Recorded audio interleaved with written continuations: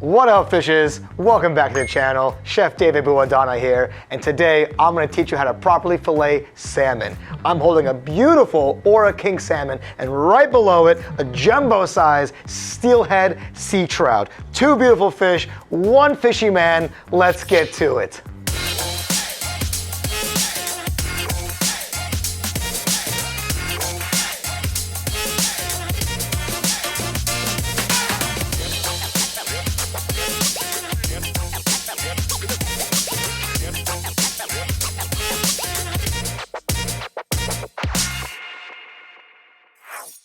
Let's take a closer look at these two beautiful specimens. Okay, so we can see here the sea trout automatically has this red line that goes through it. That's very easy for me to identify immediately. Also the fat content. These are both farm raised. The sea trout is definitely known to have a fattier content because of the way they feed it and prepare it. You can also tell the difference by the head structure. So people ask me, how do you tell the difference? Once I fillet it, it's gonna be a little bit difficult. This is gonna be a darker red color than the ORA King. It'll be a nice orange, this will be a darker red. But with the heads, immediately you can see the difference of the sea trout versus the salmon. All right, so the first thing we wanna do is remove the scales. Typically, we use a fish scaler, but today I'm gonna show you an ancient old technique. Before fish scalers were coming out, it was called Sukibiki, and it's with our knives. And in Japan, they regularly practice this tradition because we wanna keep our knife sharp, but our skills sharper. So it is a little more time consuming, but for a sushi chef, this is really a true test of how you handle fish and how well you can master your knife. So check it out. So what we wanna do is, the whole point is to remove the scales without puncturing the skin. And as easy as it looks, it's all about how well you can control your knife. So people who are nervous, they don't have good control of their knife, they can't do this technique. For some sushi chefs, this is second nature. So what we wanna do is we're gonna find an entrance point, scale down, and we're just gonna start going like this. And now that I have my entrance point, I'm gonna glide.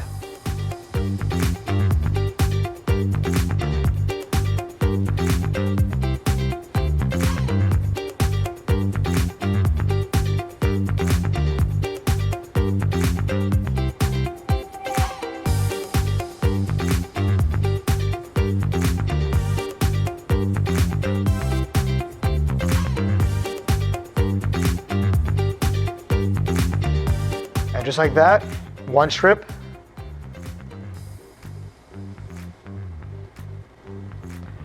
And there you have it. That's the scales, not one scale.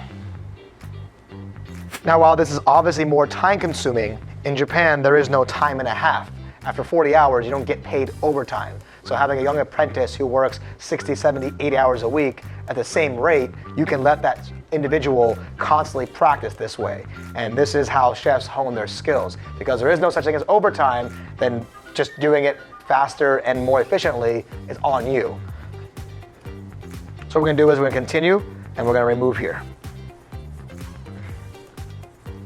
And some chefs will argue they can do a fish same amount of time as somebody using a fish scaler. I can literally, one hand, do it like this, just because of how many years I've trusted my knife not to puncture the skin. And so those big strokes, people are scared of those big strokes. They don't want to do that, they're nervous. They're gonna puncture the skin. So you just get down in there.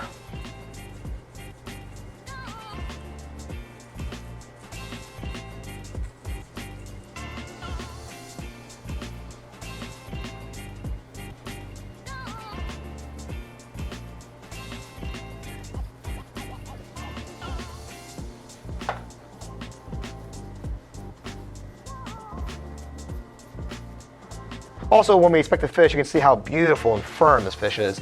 Gorgeous. So here we go. Entrance point. It'll naturally just kind of pop in there. There it is. And then now we're gonna go ride it all the way. Big, long strokes. Oop, that's okay.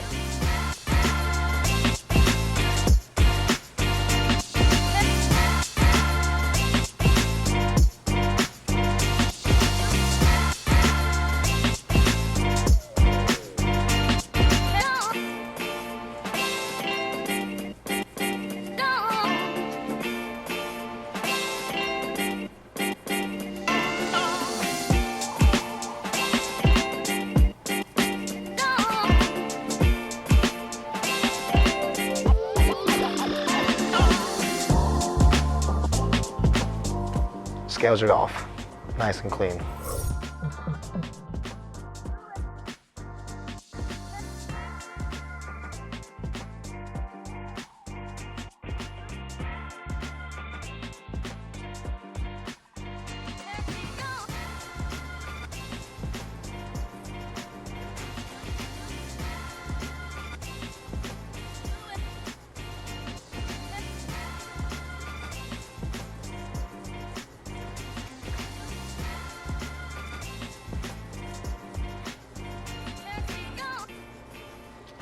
And there you go. Separate skin from the scales. Ooh. Zero waste, good technique. Also, we have to be very gentle with the fish. So when I show you when we do the fish scaler, sometimes, you know, they're hitting it really hard and they're pressing against the meat and they're breaking it and they're damaging it. And why would I pay so much for this fish that I care so much about? And the first thing the guy or the girl's gonna do is just get back there and rip the scales off. So Sukibiki, from start to finish, we care for the fish. And also anyone in the sushi bar while they're prepping sees the chef doing this and they say, wow, look how much he cares, look how much they care about the fish. These chefs are not joking around. Like, yo, that whole chef just took off all the scales with his knife. Like, what? And he didn't puncture the skin? Welcome to Japan, baby. That's how we do it. Also, for sushi chefs getting tested on their first day, this is a fun one to give them. They usually don't succeed.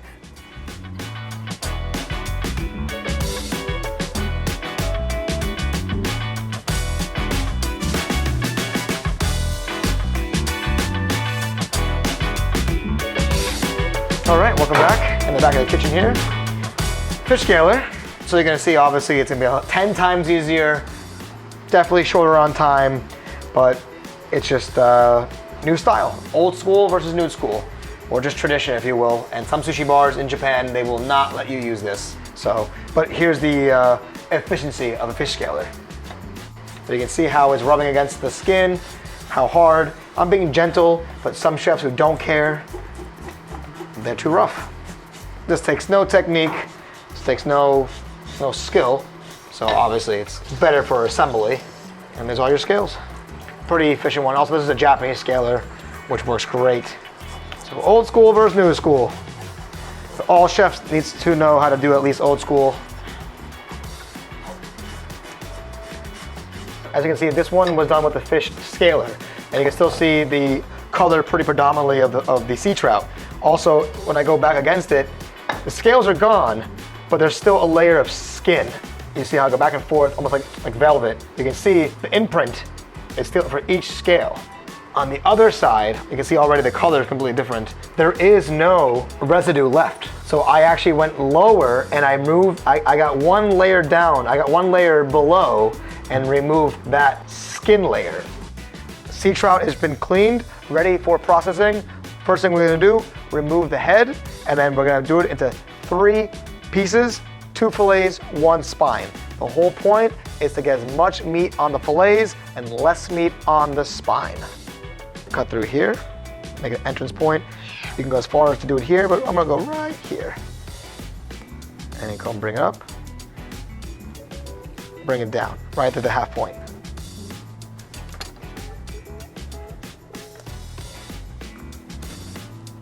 And repeat. Gonna go right through here. And you can see the point is gonna meet right there. That's a breaking point. And you can just snap the neck, or you can break through. Each fish is different, or it's gonna break right through. And then there's your head. So the reason why there's so many videos on YouTube, how to cut fish, how to do all their stuff, there's a pretty simple way where you could just go right parallel with the bones, go straight through, and boom, 1 fillet. Or where you come through fillet here, you turn it around, and you fillet here, and then you go straight through and you get 1 fillet. That's the way I'm gonna do it, which makes it difficult because afterwards you have half a fillet, but the tail, it kind of unevens the fish, and it's difficult to cut. So that's where you waste meat. So everyone has their own way. This is the way we're taught. We can deal with all these little tough angles. So here's how we're gonna do it. We do the triangle first. So we bring it right here. We bring it right to there. No waste, and that's the spine right there. If you go below this, you're gonna break through. Okay, so we have the entrance point, the triangle. This right here is the triangle.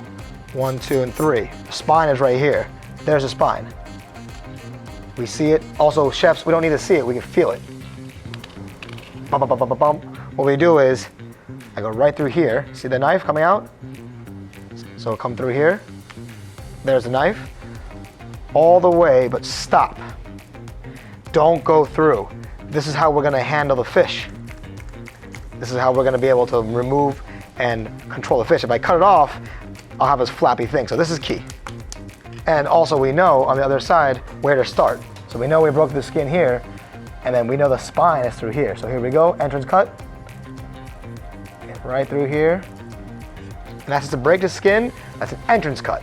Keep that knife nice and clean, no scales on the knife, because now we don't want to get anything in there.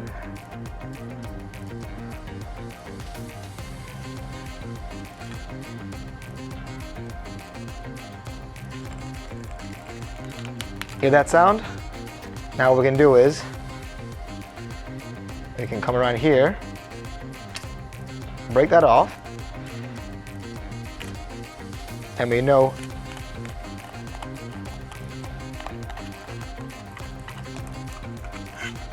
and that's one fillet. Boom. And there we go. Nice and clean, plenty of meat, and on the spine here, not much meat.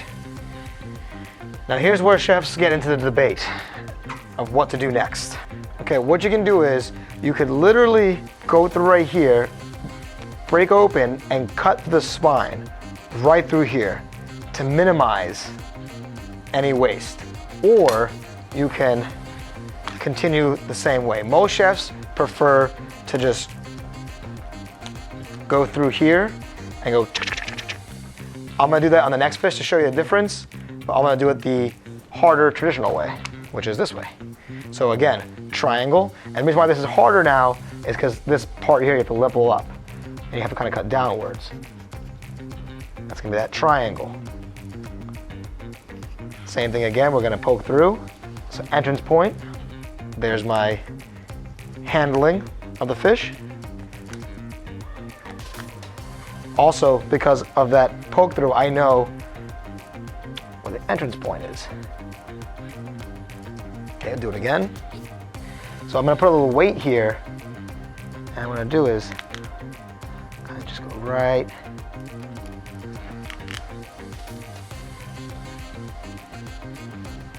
Now with this little trick I have here, I don't cut it off yet. What I do is I turn the knife this way, I hold here, and then I push the blade down against the spine and break all the bones, and the fillet comes out. And what we do is we just simply come through here, turn the knife around, and then we start going through like that, and right where the bones connect, we know where the connection is that right here.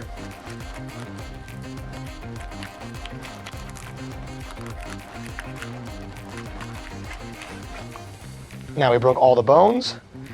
Break this tail piece off and pull the tail off. And there you go. There's your two fillets.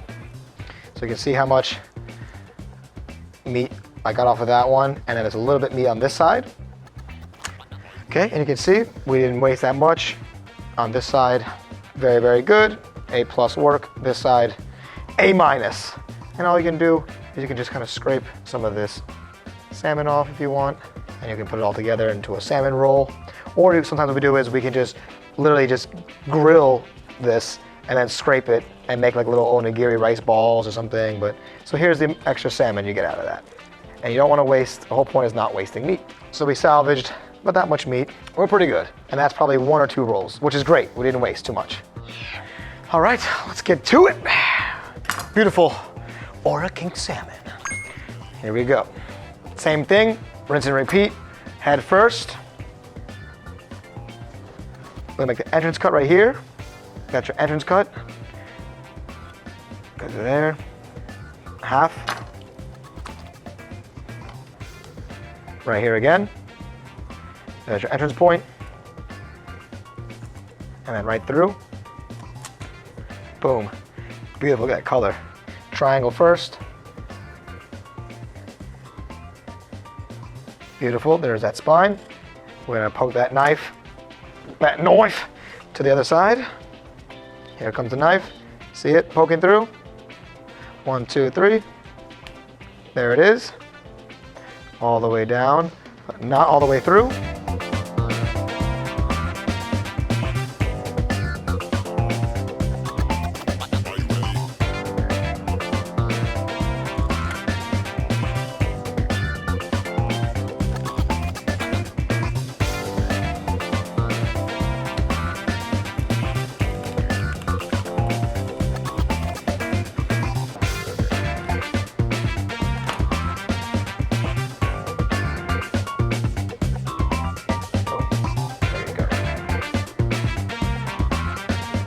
And the other way is to go underneath the spine, the bone, which is not a technique I usually teach people, and it does leave a little more for after trimming. It's not really the proper way, but this is a very common way. So what they do is they go right underneath the spine, like this, and then you do is you just kind of right through here. So I went underneath the entire spine, pivot the knife right here, break.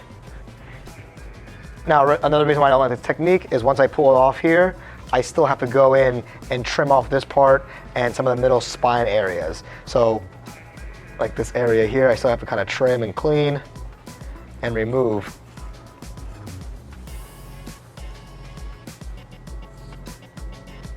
And then also, this part in here is not very edible because there's going to be a little bit of a thin part. So this is the example of underneath, as you just saw, and I went through. But the reason why I don't like this technique is because this part here is not edible, and I already removed it. I have to now go back on the fish and remove that later on. That piece is not here. That piece is still in the fish.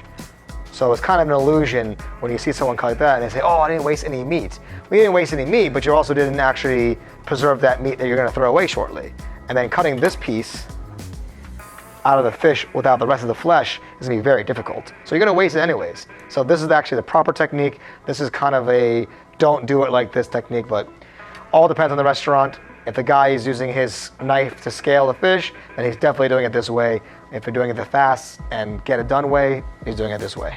It's very hard to tell the difference by looking at them side by side, but you can kind of tell by the fat fibers and the color which fish is which. So on my right hand side, this is going to be the ORA King Salmon, and to my left side is going to be the Sea Trout.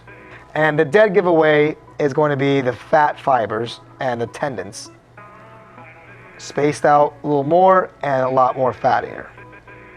Color is very similar.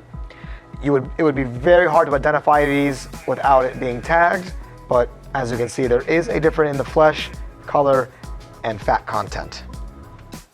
And there you have it, the similarities and differences of a sea trout and a king salmon. Last week was 3 Japanese whitefish. Today is 2 different kinds of salmon and sea trout. Next week, let me know what you want to see. Comment below. And if you like this episode, subscribe, ring that bell, and thumbs up. Till next time, my fishy friends, have a magical day.